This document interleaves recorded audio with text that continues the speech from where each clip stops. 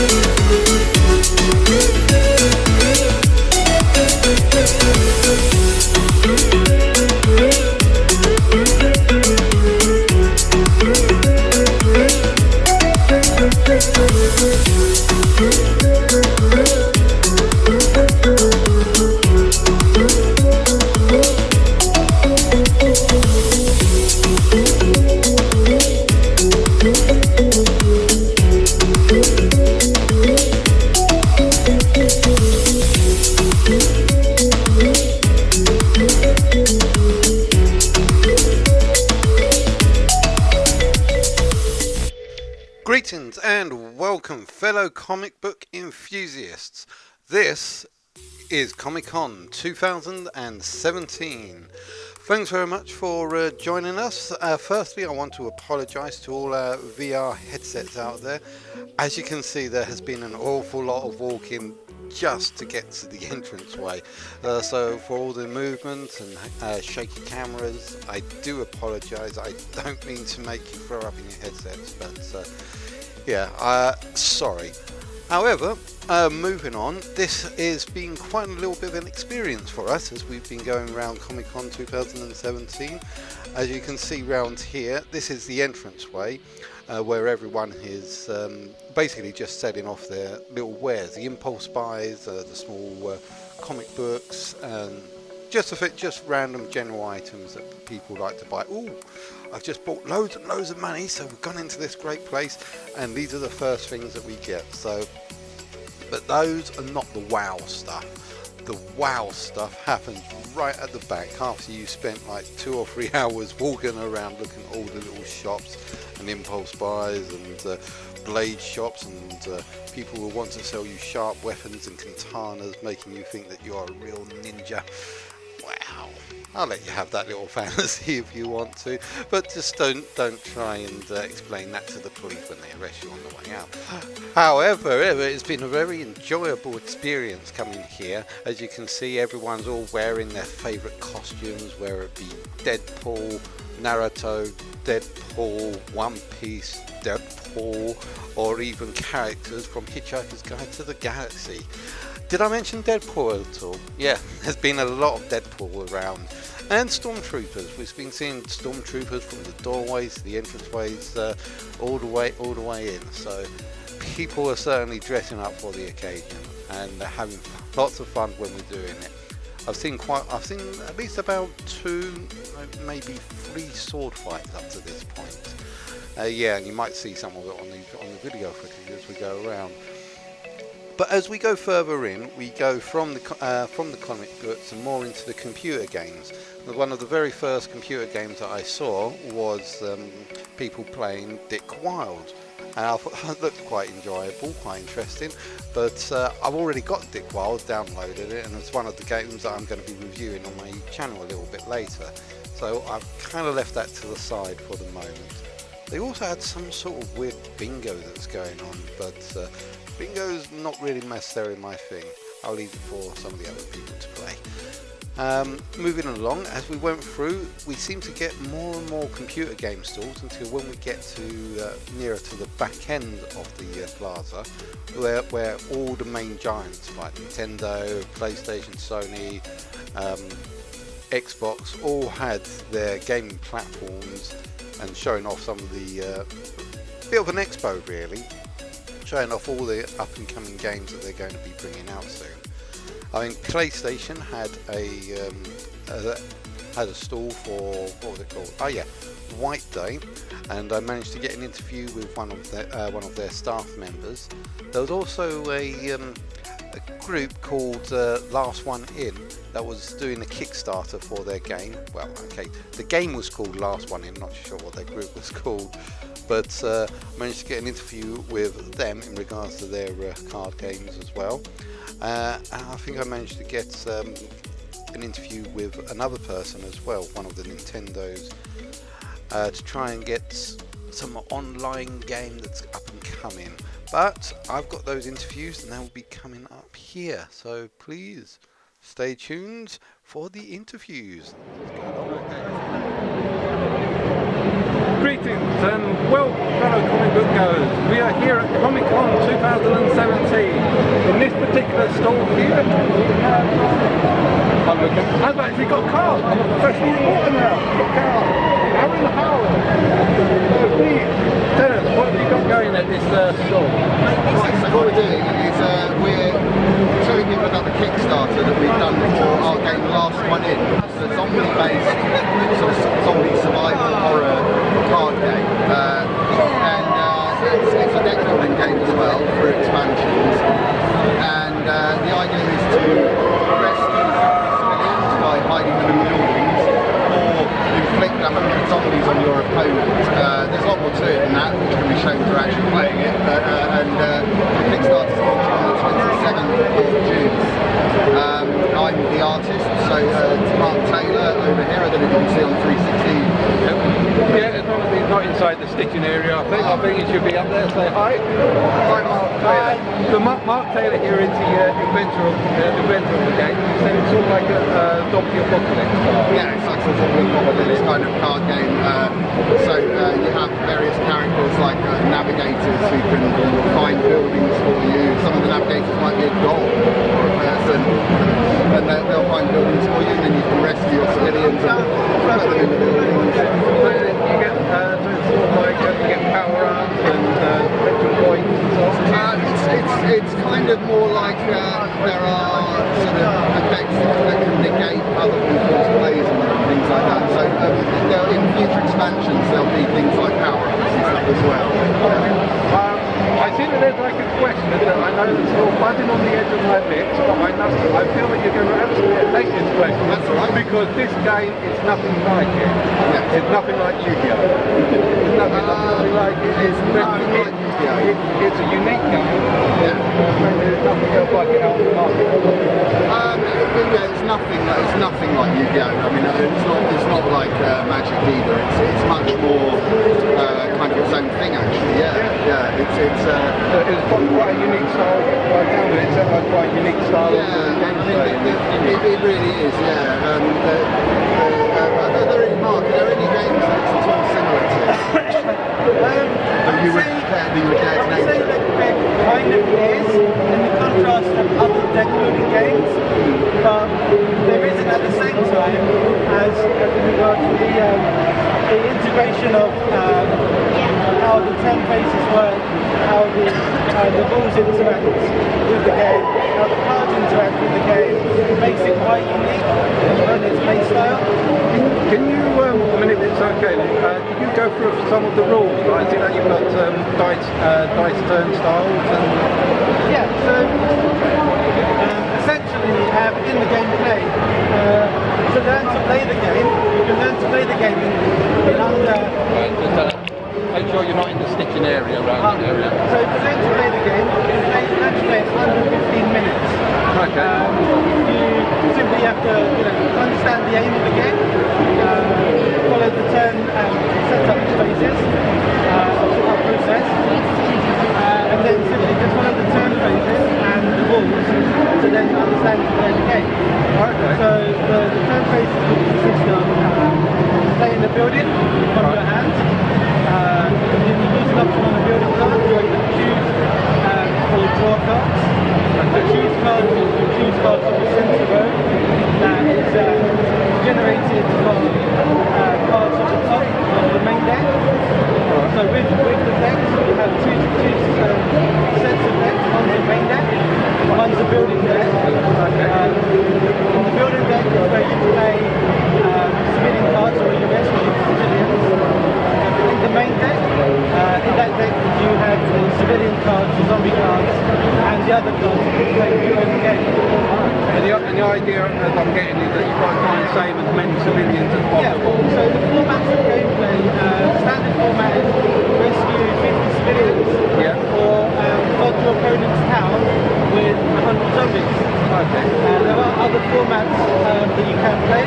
So the one that we're play testing today is the quick play format, which is to rescue 35 civilians or flood the opponent's town with 70 zombies. I take it by the sound of it that the play style is that you've got each person represents a town and you've got to try and bring the civilians to your town, or does one person act as like a town, bring civilians and the other person act as zombies? So the way it works is, as I was saying before, you play during the turn phases, or during your turn, there are 6 turn phases, 6 phases of that turn. Okay. So those phases are you play a building card, you then use an option on the building to either choose or draw cards. You then rescue people, which is you play a civilian card from your hand into your building. You then attack with zombies, which is you play a zombie card from your hand onto your opponent's side of play. You then play a card called a neutralization card, which is a card that you use to either attack zombies that you have played against you on your side of play, or you them to lose civilians from their building. Okay. With regards to buildings, there's two phases to take into account. You've got open buildings and safe buildings. So when a building is filled to its maximum capacity of civilians, that building then becomes a safe building and cannot be targeted by the cards used during turn phase 5, which are the neutralization cards. Cool. The final phase is turn phase 6. Yeah. At the end of your turn, your maximum hand search should be 6 or less. If you have more than 6, you have to discard cards. Yeah. The cards you discard become zombies on your side of play. Okay. Okay.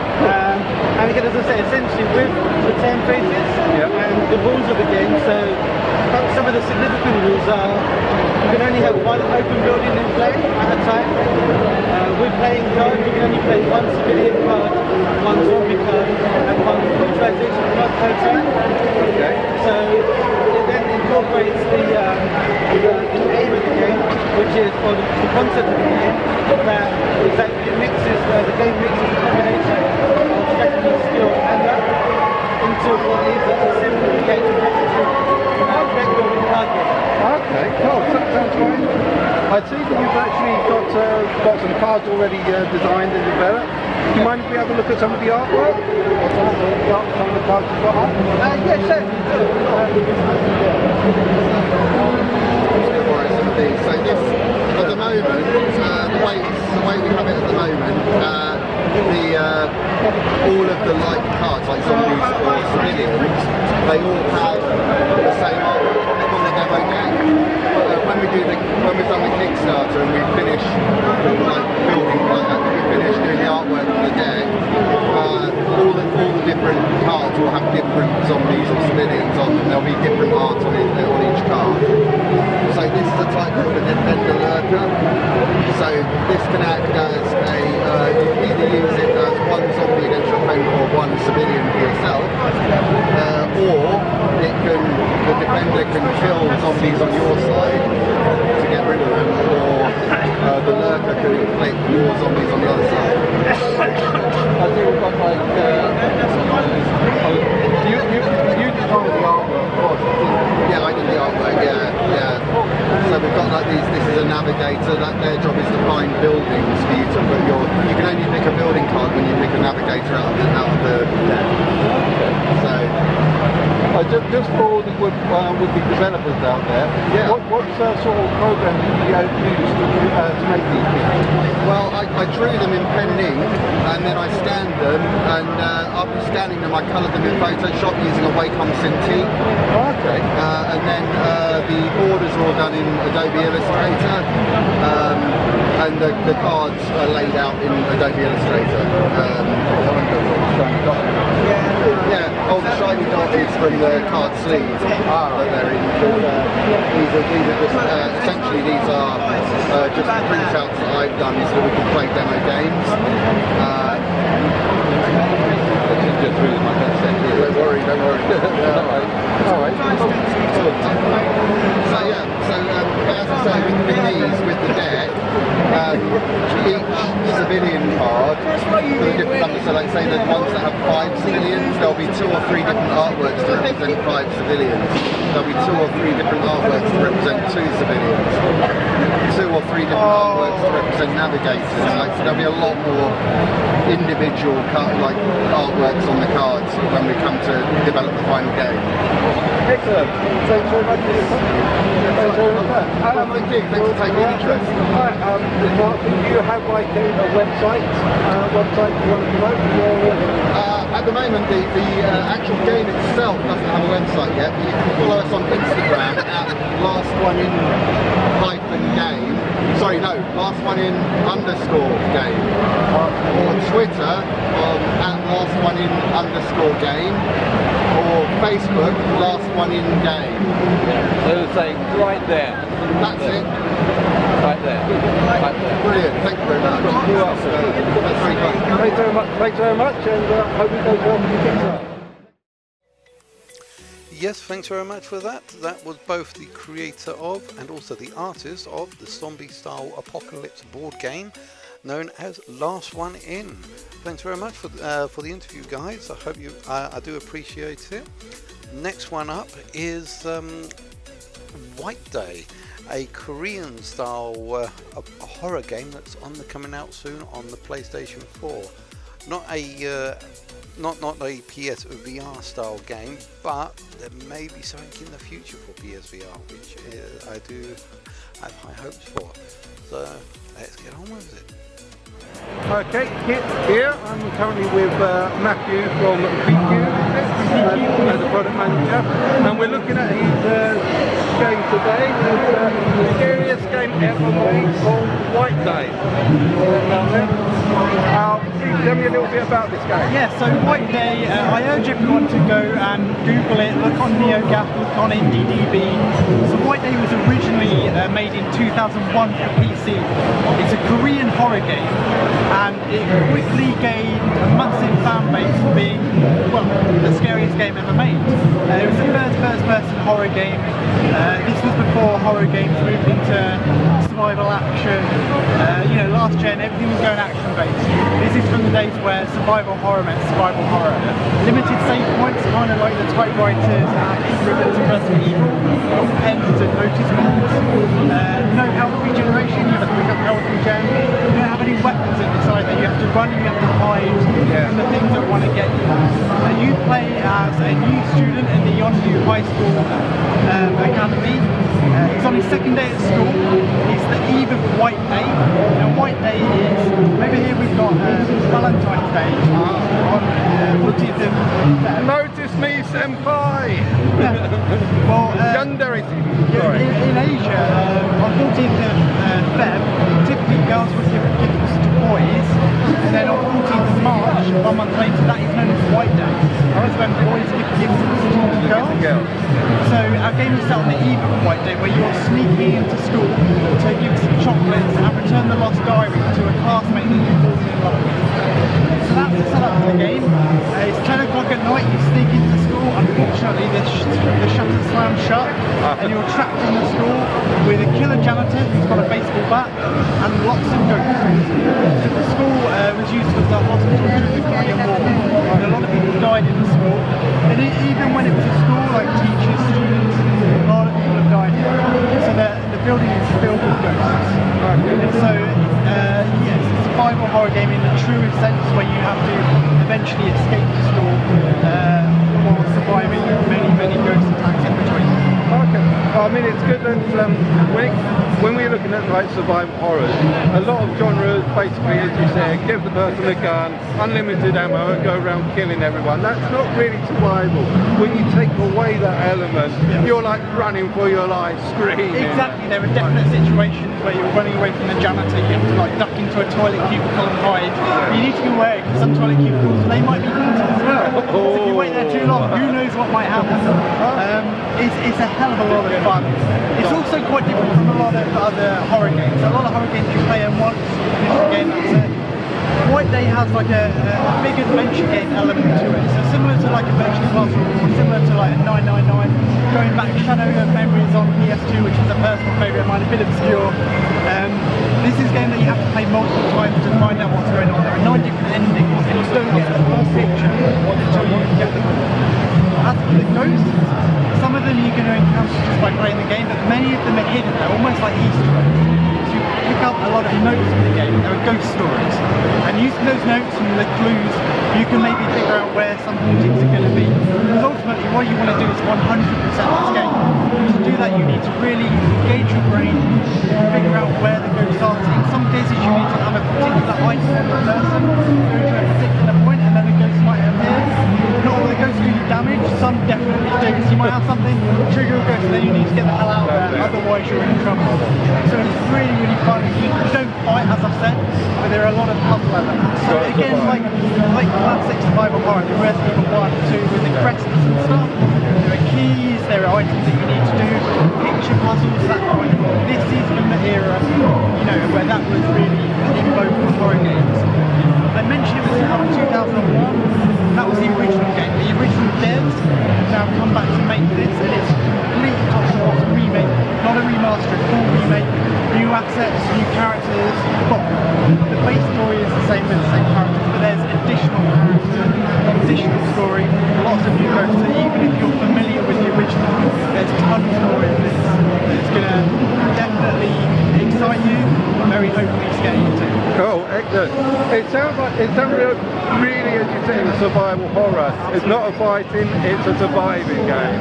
It sounds like it could be a perfect game for, say, like PSVR. Yes. I mean, would you have any sort of production or development going in that you could turn this into a VR style game? So for now, White Day Labyrinth Game School is coming to PS4 and PC. It's not coming to PlayStation VR or PC VR kits just yet.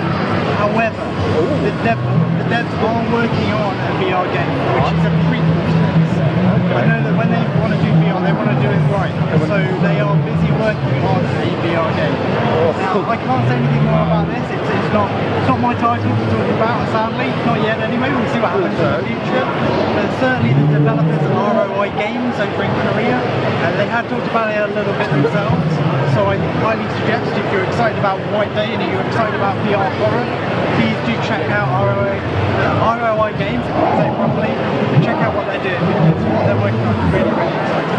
Cool, excellent. Thank you very much. Do you have a website you want to shout out? So we do have an official website for White Day. I'm trying to think what it is. I think it is pq.co.uk/White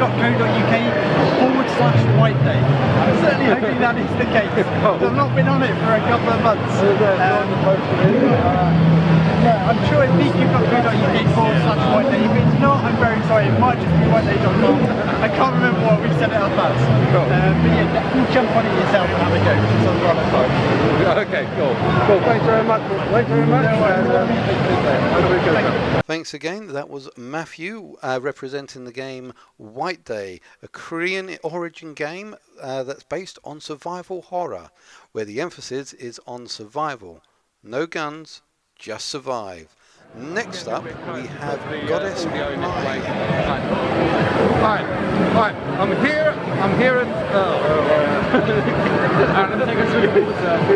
My voice, this is like day 5 for me, so my voice is slowly going. Sorry about this. Hi, I'm here with Jazz from Idea Factory. They're currently at Comicon today promoting their new game, Goddess Online. Goddess Online. As you can see behind you, we've got several people playing the game at the moment, running through the pages. So, please, do you mind telling us about the game? Yeah, so I'm not sure if you know, but Simon mentioned actually that Goddess Online is based off the Hyperdimension series. So each of the girls represents a different console. For instance, like the Sega PlayStation consoles, the Xbox consoles, and Nintendo consoles. And in this story, this is a slight spin-off where the girls, it's kind of meta. So the girls themselves are playing themselves. Console personified. Yeah, exactly, precisely. So the girls themselves in this story are playing themselves in an MMORPG, but it's not really an MMORPG. It's a hack and slash. That sounds a little bit like from, I think it was called Dot Hack. Yes, or you can compare it to Sword Art Online. Yeah, so very similar to those kind of concepts. The differentiating factor in this game is, for one of the first times ever, because it's 4 party system, you can, in your own territory, play with 3 other people. And you can like have 3 other people online, play with each other, go through well, and kind of develop the story that way. But if you wanted to play by yourself, the other 3 characters are also controlled by AI. Okay, so it's got an option for solo play as well as multiplayer. Correct, yeah, so it gives you options to both. Okay. Now, my community that I'm mostly aiming at is PlayStation VR. On the PS4. Do you have any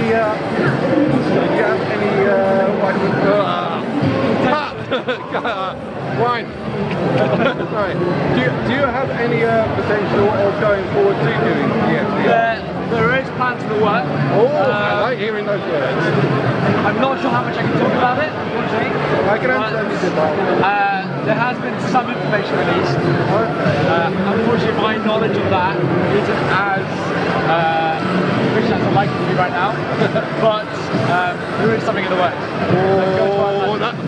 Whenever I hear stuff like PSVR in work, we know we've got some stuff to look forward to here. I mean, there is definitely a large there's a large community out there that is really into VR. I mean, yeah, Sony's here with Farpoint and a couple of other great VR games as well. Cool. Anything else you'd like to say? I mean, definitely check out some of our other titles. The series is very, very interesting. It's very meta. So as I'm saying, each of the girls represents a games console, and yeah, it's definitely worth a check out. Okay, do you have a what's your web? I'm trying to see if we've got the web URL around. Yes, so it might be right in my. Yeah, you can probably spot it in the corner. I think that might be in my stitching, so if I just turn the camera a little bit like that. Right. That's a link to Cyber Dimension itself. But if you go to Idea Factory's site anyway, you'll be able to see the rest of our products. Idea FINT. Yeah, so it stands for Idea Factory International. Okay. But if you were to search on Google, you'll find it. Well, say me being dyslexic, I read that as well, yeah, that's I did. Okay, cool. Thanks very much. Thank you very much. And hopefully it will work out. Thank you very much. Jez for giving us that interview for his game that's out that he's representing called Goddess Online. Next up, we have the long-awaited, long-anticipated Ultimate Ultra game that we've all been waiting for, Star Trek Bridge Crew. And this, unfortunately, I couldn't actually get an interview with any of the representatives because they were under some strict embargoes, no communication embargoes. They can only give out a few words, but those were the people were playing, not to the camera, unfortunately.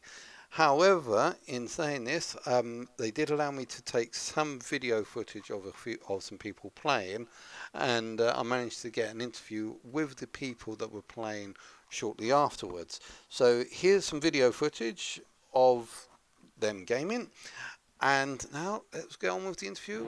Okay, now you guys have just finished playing on Star Trek Bridge Crew, is that correct? Yes. That's the SVR game that's coming out on Tuesday.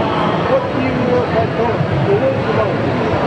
I was Helmsman? Captain. Tactician.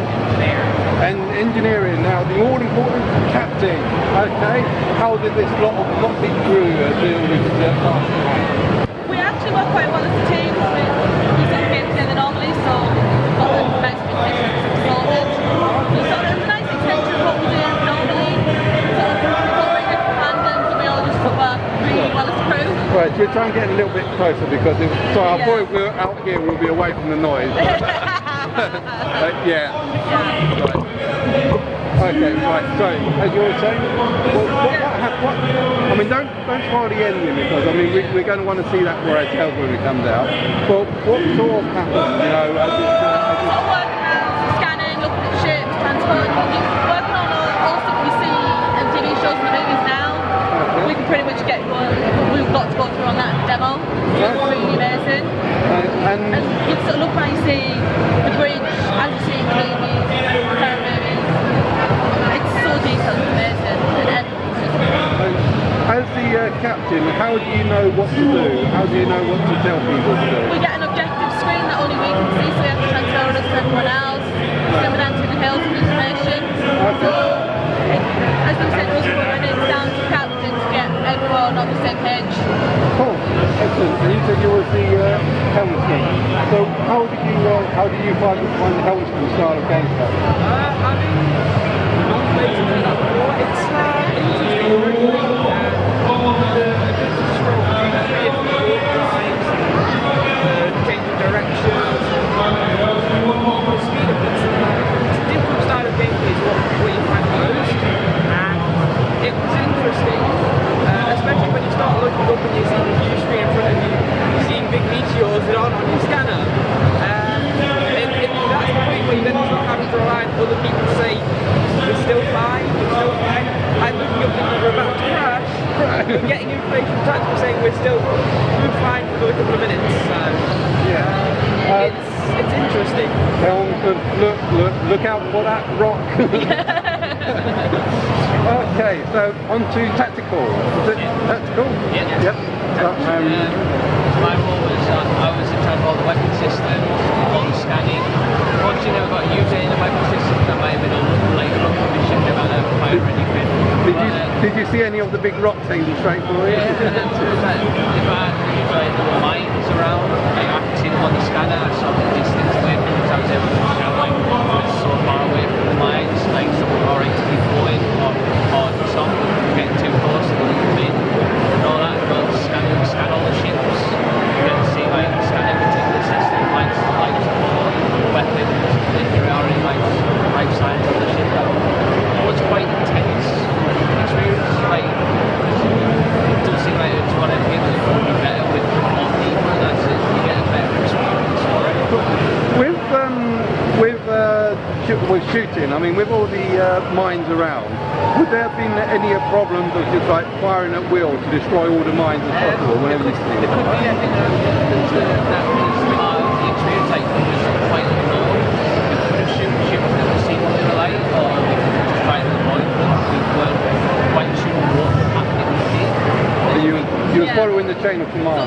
Spoiler wise, it was sort of a, without going into this, it was a, do we shoot and cause one thing to happen, do we not shoot and it might make things worse or better?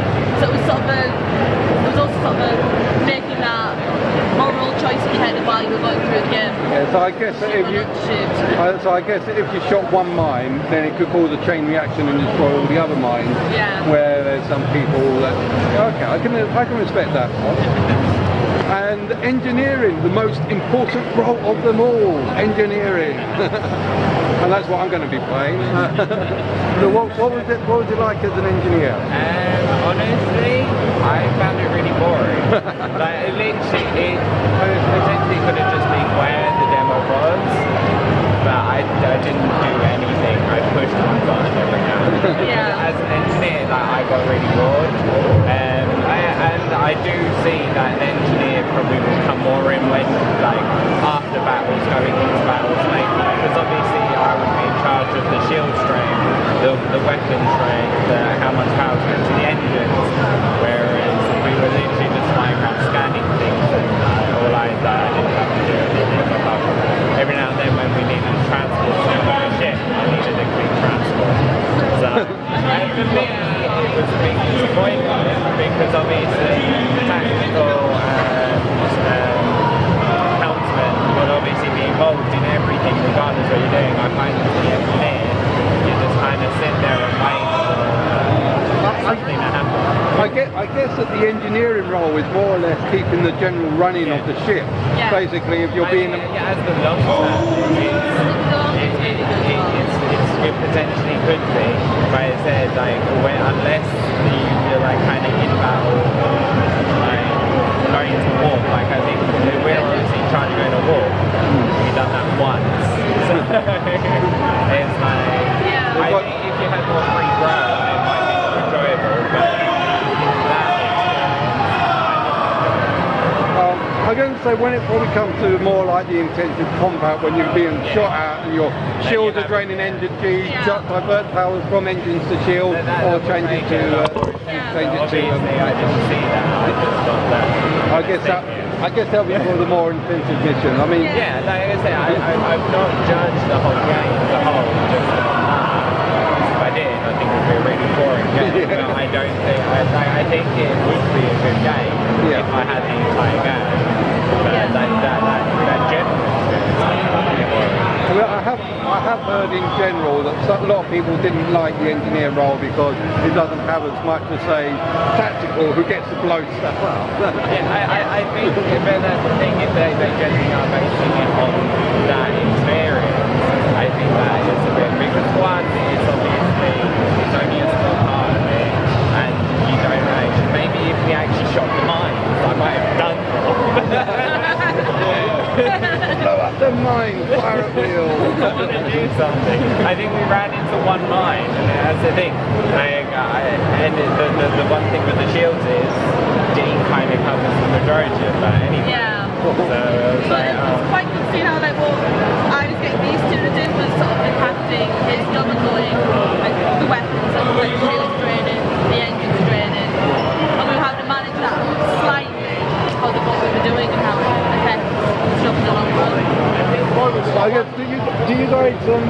PSVR at all? No, Not yet. not yet. I mean, do you think playing this game would actually entice you to try and get something like this, if this is like the future of games? Yeah, probably would for me. Well, have you tried out some of the other Farpoint games? Oh, sorry, Farpoint? Farpoint.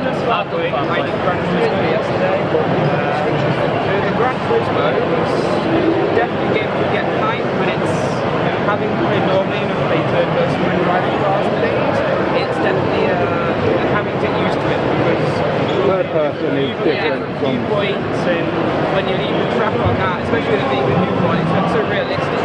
You leave the track and you just start spinning and you start almost getting nauseous at that because if the car starts going too fast, it's very much Where's your head at? Eh? I think Gran Turismo will work well for someone who already drives, get used to it really quick. Yeah. So it's good to see entertain this. Overall, the camera's getting a little bit orange, so overall, what would you say is the best? Who would think their role is the best role? I genuinely think that Yeah. would be the best role. I mean, Just from listening to it, they have the most, regardless what point they are in the game, they will have the most to do. I think captain's really fun, but sometimes you just sort of go, I want to hit the button, I want to do it. Yeah. Instead of delegating, which I think will be really handy when you do the solo player. Where you can direct the AI yourself if you wanted to be do a it rather than talking it to someone else. I think you've got different styles of gameplay here, where the captain's role is an intelligence game, it's a mind game. It's a mind game, whereas the Helm's game is the maneuverability, the driving, dodging. The tactical is blow stuff up, and engineering is resource management. Yeah. Cool. That was good. I had all my resources managed and it's not being used. So you're just too good at it. Well, and there goes the camera. Sorry, and that when you're wearing your headset, don't watch that part when you go with it. Okay, well thanks very much for Thank you. There you go, cool. Have a nice day. Thanks very much. You too, thanks very much. And I just want to say thanks very much again to those guys for giving up their time to give me a little interview on their experiences with Star Trek Bridge Crew. It is very much appreciated, and yes, thanks very much for that.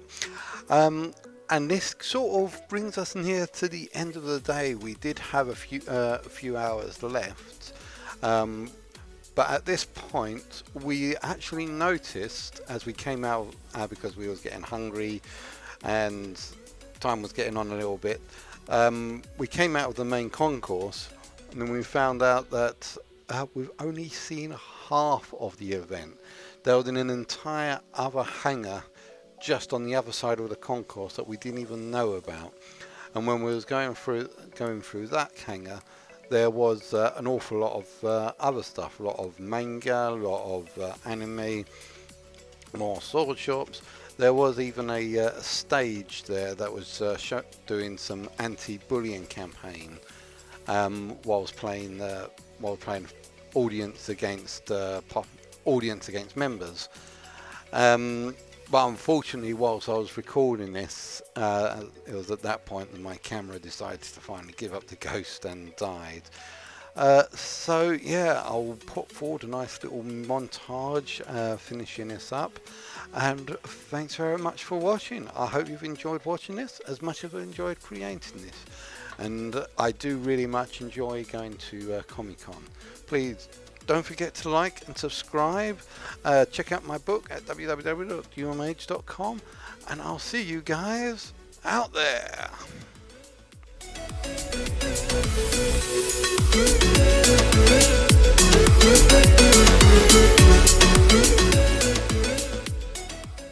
Listen, I know there are a lot of critics out there, plenty of haters and bullies and people trying to drag you down. I mean, I can think as early as like being 8 or 9 and having people make fun of you. Like what aspect of making someone feel bad makes you feel good? For all of us who have heard the hate, Been told you don't look like like everyone else. That nobody's on their That side. you're not strong enough. You don't fit their expectations. That you don't have what it takes to be truly great. It's time to filter all of that out. Because once we do, that's when we can get to something amazing. Amazing. I'm not a disease. I'm not a curse. I matter. I filter out ideas of myself that aren't my own. Every answer that I'm looking for can be found within myself. So join me and Britta as we take action, starting with the place where hate thrives most of all, the internet. Britta and the Cyber Smile Foundation are teaming up to filter out the negativity and get to the good online. Because we believe that powerful ideas from positive people can make a real difference. So join the movement for a better world and choose the filtered life.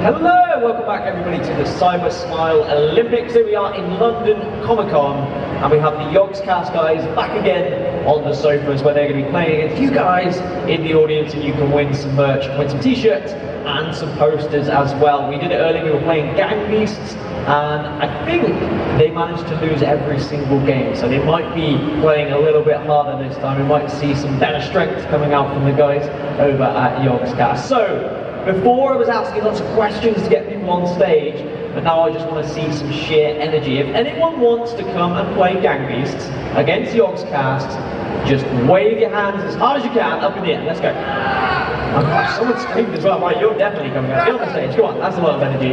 If anyone can match this man's energy, you can also join and you can have your chance to play Gang Beasts. There's a man doing star jumps over there, or is that someone? Yeah, is that a lady doing star jumps? I might have called you a man. Yeah, come on up. Come on. I think it's a girl. It's very dark. Don't take offense. Yeah, come on up. You can join as well. And yourself. What's your name, sorry? Abby. And are you a big fan of Yogscast? Yeah? Okay. Alright, go sit down, have some fun. So what we did earlier on is we were having 2v2s on Gang Beasts, but of course Gang Beasts is a 4-player game and only one can win at a time, so the first person to get to 3 points will win, and whichever pair it's from will win for their team. So Yogscast versus the audience. It was very fun, but last time it was 4-0 to the public, so I think the guys from Yogscast, they're certainly going to be... No? I think they've got this. I'm going to have a little chat with them and see how they're feeling.